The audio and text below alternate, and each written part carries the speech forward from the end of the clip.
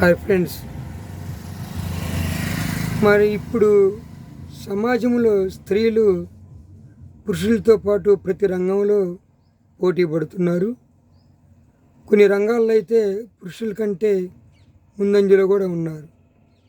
Plus మరి పురుషుల కంటే స్త్రీలు తెలివిగల వాళ్ళని మరి వైద్య శాస్త్రం కూడా ప్రకటించింది. మరి దేశ ప్రధానులయ్యారు, రాష్ట్రపతులయ్యారు, ముఖ్యమంత్రులయ్యారు. ప్రతి రంగంలో పురుషునితో పాటు పోటీ పడుతున్నారు. కానీ ఇంత శక్తి సామర్థ్యాలు, ఇన్ని తెలివితేటలు ఉన్నవాళ్ళు పెళ్ళి కాకుండా తల్లులు ఎలా అవుతున్నారో నాకు అర్థం కాని క్వశ్చన్. ఒక్కసారి నేను మీకు విజ్ఞప్తి చేస్తున్నా.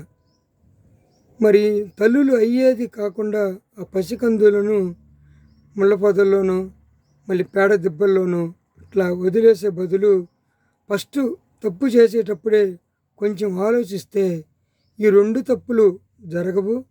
మరి భావితరాల పౌరుల్ని అనాథలుగా అనారోగ్య పాలు చేసే పరిస్థితి ఉండదు.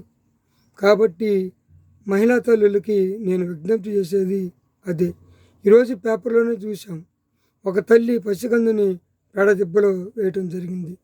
ఇది ఒక్కటే కాదు, ఇలాంటివి చాలా మనం చూస్తూనే ఉన్నాము.